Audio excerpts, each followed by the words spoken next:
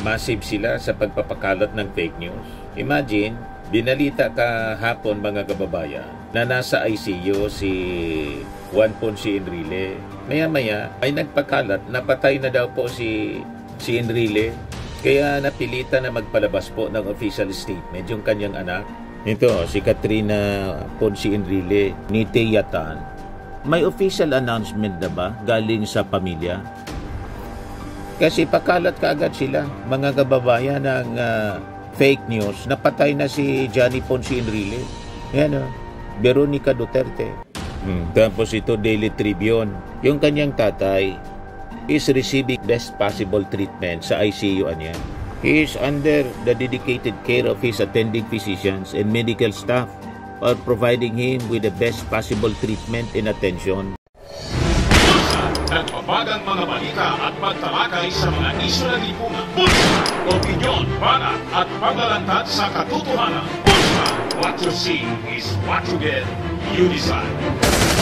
Ito mga kababayan, si Dante Maravillas. So before natin pag-usapan yung mga topics dito sa ating Live with Dante M, ang ating pakiusap muna sa mga supporters ng ating gobyerno, lalo yung ating mga Marcos loyalists. Paki-like and share naman po ninyo ng ating channel. At yung mga videos natin, i-share ninyo sa inyong mga kaibigan para malabanan po natin yung fake news. Kasi yung kampo ng mga DDS, mga kababayan, massive sila sa pagpapakalat ng fake news.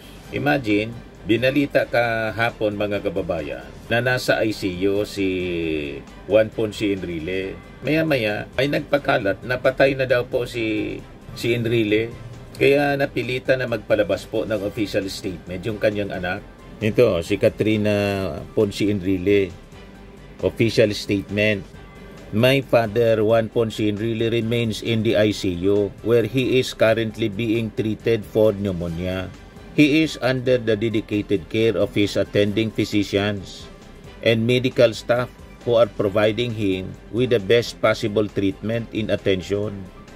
We are deeply grateful for the concerned prayers and support extended to our family during this time. Thank you very much. Advance kayo kasi mag-isip at mahilig magpakalat ng fake news. Veronica Duterte, RIP Ponce Enrile, former Senate President Juan Ponce Enrile has died. Kaya sabi po ni Teyatan, may official announcement na ba galing sa pamilya? Kasi pakalat kaagad sila, mga kababayan, ng fake news. Napatay na si Johnny Ponce Enrile. Yan o, Veronica Duterte. Tapos ito, Daily Tribune. Kaya sabi ni Benji Contreras, isang Marcos loyalist, fake news na naman itong Daily Tribune na isang mouthpiece ng mga pro-Duterte. A public apology must be issued by the Daily Tribune immediately. As expected, the opposition paper Daily Tribune would marvel at news such as this before they check their facts, in this case, their source at the Senate. This is careless, gutter-level journalism.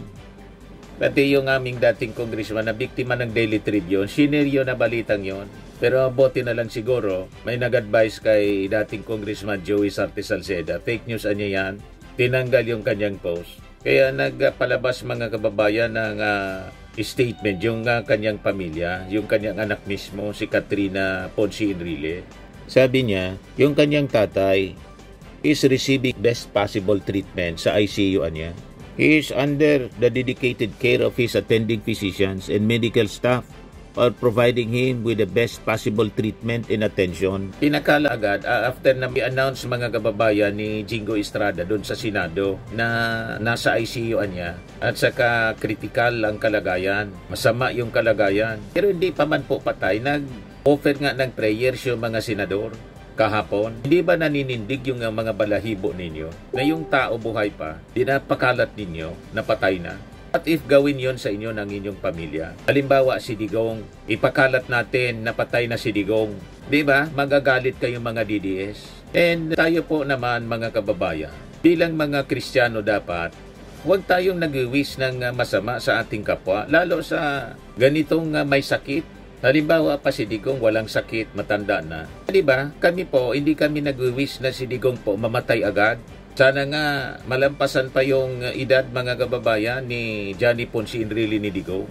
Umaba pa ng mahabang mahaba. Matulad po kay ito sila, 969 years. O di ba? Kaya lang imposible naman na umabot pa sa ganun ang buhay ng tao ngayon. Kasi ang buhay ng tao, pinakamahaba na siguro 120 years. Wala na nga umabot sa 120 years. Pero we wish na ang buhay ni Digong humaba pa para halimbawa hindi siya mapatunayan na nagkasala sa crimes against humanity. Di makabalik siya sa paglilingkod dito sa Pilipinas. So never na yung mga pamilya, mga kababayan ng mga na-EJ case, so walang wish kay Digong na mamatay na siya. Di ba? Pero ito pong kampo ng mga DDS po, buhay pa yung tao, pinapatay na ninyo. Maya naman kayo sa sarili ninyo kung may natitira pang hiya sa inyo. Kaya lang ang problema, wala na pong natitirang hiya sa kanila. Lahat po ang nasa kanilang dibdib, mga kababayan.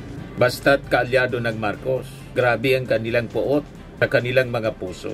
Yan ang matindi, mga kababayan, ngayong panahon. Sa bagay, sabi nga natin, as prophesied in the Word of God, ganon ang magiging pag-ugali ng mga tao in the last days. Yan ang description ng mga pag-ugali ng tao in the last days as described in 2 Timothy chapter 3 verse 1 to 5. This know also that in the last days perilous times shall come, for men shall be lovers of their own selves. Lahat lang makasarili, covetous, boasters, mga mayayabang, proud, blasphemers, disobedient to parents, unthankful, unholy, without natural affection, truce breakers, false accusers. Ang dami niyan ngayon. Incontinent, fierce, despisers of those that are good, traitors, heady, high-minded, lovers of pleasures more than lovers of God. Yan ang sakto na description ng mga pag-ugali ng tao. Makikita ninyo yan ngayon sa ating paligid. Tuwang-tuwa pa sila na ibalita, mga kababayan. Ipakalak na si Manong Johnny Enrile patay na. Buhay na buhay pa po si Manong Johnny. Nasa ICU lang. Imbes na ipanalangin ninyo, mag-wish ng mabuti para sa kapwa, yung kasamaan ang naging ibabaw sa inyong puso. Hindi na kami nagtataka kasi yan ang exact description ng uri ng mga tao in the last days, ngayon pong panahon na to. At mga sinungaling, mahilig sa fake news. Yung sabi ng mga nag-react, mas maganda pa ang pamilya ang mag-share ng ganitong bagay kaysa sa mga chismoso. Sabi ni Jones, ibang vlogger na una pa na nag-post kaysa sa pamilya. Condolence na agad yung sinasabi. Sabi ni Extina, some people does not know the word respect even if it means being silent. If they have nothing good to say, remember that being happy for others, pain and suffering is pure evil. Leave the old man alone if you cannot pray for him at least. Tama po. Yan mga post po. Matindi. The old dinosaur. Immortality continues. Sabi ni Marina. Sabi RIP yung nag-post. Wak-wak naman siguro yun. Marcy Bolver. Condolence po. Katuparan ng wish. Sabi ni Aida. Tagal naman matigok. Kita ninyo. What if tatay ninyo, kapatid ninyo, asawa ninyo, sabihan ng ganyan? Di ba? Tagal naman matigot ng asawa mo o sabihan ka. Tagal ka namang mamatay at hindi ka pa mamatay-matay. Di ba? Ganon katindi ngayon ang pag-ugali ng mga tao, mga kababayan. The signs of the last days na pag-ugali ng mga tao, mga kababayan, before na yung ating Panginoon bumalik sa ating mundo to judge the whole world. Kaya pagbalik ng ating Panginoon, kukunin lang niya talaga yung mga followers niya, mga naniniwala sa Kanya, mga sumasampalataya. Ito mga ori ng mga taong ito, maiiwan sila for the tribulation period. Kung saan, bubuka yung lupa, massive earthquakes, matitibag yung mga bundok at uulan ng apoy. So sila yung matitira rito. At sa kanilang pag-suffer during the tribulation period, imbes na magsisi sila, sabi sa Word of God, hindi pa rin sila magsisisi sa kanilang mga masasamang gawa. At isusumpa pa nila, mga kababayan, yung Diyos. Ganon katindi ang tao. You see? Yan sa Revelation 9, verse 20 to 21, which states that Despite facing terrible plagues, the rest of mankind did not repent of their evil deeds such as murder, sorcery, sexual immorality, and theft. But the rest of mankind who were not killed by these plagues did not repent of their works of their hands, nor give up worshipping demons and idols, nor did they repent of their murders, of their sorceries, of their sexual immorality, or their thefts. Tuloy pa rin sila sa pagnanakaw. Tuloy pa rin sila sa paggawa ng masama. Tuloy pa rin sila sa pagpatay. Tuloy pa rin sila sa sorcery or drugs. Ganon mga kababayan ang magiging future natin. And it's happening today. Nakita ninyo kung gaano katindi ang kasamaan ng tao. Tinakbo sa ICU si Johnny Ponce Enrile. Buhay pa, pinapatay na nila. Natutuwa sila kung ano pa ang mga pinagsasabi. Mga kababayan, imbes na manahimik o manalangin para sa recovery ng tao, mga pangalipusta, ang insulto, ang maririnig mo sa kanila. Makita ninyo mga reactions po. Mga laughter ang makikita ninyo mga reactions. Anong klase mga taong ito? Exact description of the people in the last days. Kasabi dito, meaning, this passage describes people even after experiencing God's judgment through plagues, still refuse to change their ways or turn away from their sinful actions and idolatry. Kaya asa pa kayo, mga kababayan, sunod-sunod ang tumatama sa ating mga trahedya, lindol, baha, bagyo. Tignan ninyo, nagbago ang pag-ugali ng mga tao. Politika pa rin, mga kababayan ang bukang bibig nila. At sa gitna ng mga trahedyang ito, ang pinagsasabi nila, ang pinagpaplano pa nila, ang pagpatalsik sa ating Pangulong Bongbong Marcos. Kudita, destabilization, yung tatlong religious organization nagpaplano na maglunsad ng protest rally. 3 days na protest rally, 16 to 18. Nakita ninyo? Ang plano nila, iupo si Sara Duterte para yung investigasyon na ginagawa sa mga sangkot sa flood control anomalies hindi na matuloy kasi ang daming sangkot sa previous administration. Ganon katindi, mga kababayan. Tingnan ninyo mga reactions ng tao. Ang balita ng ABS-CBN, really in ICU, has a slim chance of surviving, sabi ni Jinggoy. Tingnan niyo ang reaction. Nakatawa, laughter. Yung sabi ni Donald Tevez, huwag naman tayo maging marahas sa mga pananalita natin. Kahit simpleng panalangin ay isang bagay na rin para ipakita at ipadama natin ang ating pagiging makatao. Diyos lang ang tanging mag-usga at hindi tayo, sabi ni Rafi Valencia. I'm not pro Enrile, but I feel the pain of a loved one on seeing her dad on this condition. I am praying to our Lord to ease his suffering due to his sickness and be able to recover. Yan ang mga tamang reaksyon dapat. Kung galit ka sa tao, huwag sa ganitong pagkakataon. Di ba? Mamamatay na yung tao. Ganun pa yung reactions ninyo. So, grabe na po yung abnormality ng pag-iisip ng tao ngayon po. That is wickedness as described in the last days, mga kababayan. The wickedness of men abound. Sabi ni Raymond Albert Tapang, ang daming mga taong walang magawa sa buhay kundi ang gumawa ng mga kwentong di totoo. Sana sa lahat ng nagpapakalat ng maling balita tungkol sa pagdisa ni GPA, sana sila ang una kasama ang lahat ng angkan, kamag-anakan nila. Di nag-iisip mga taong walang magawa sa buhay. Ginagawang biro.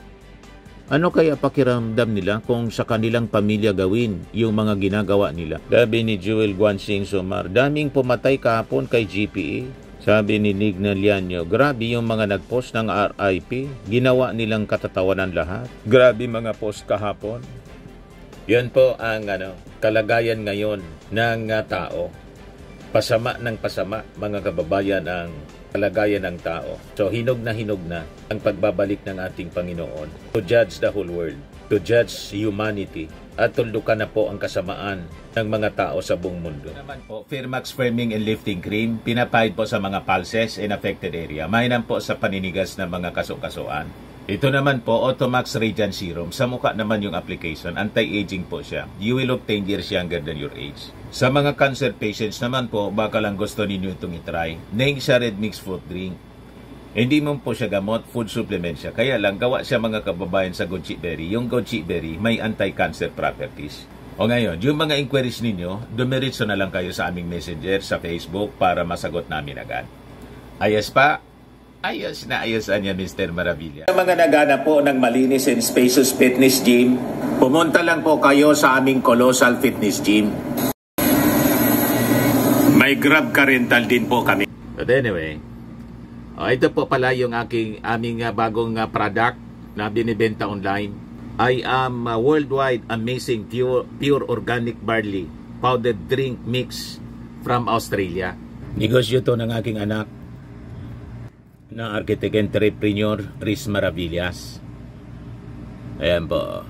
Kontakin na lang po ninyo siya, Riz Maravillas on Facebook. Ang mga health benefits niya: boost immunity, improves digestion, enhance energy levels, packed with antioxidants, prevent cancer. Ito naman po yung bago naming product na binibenta online.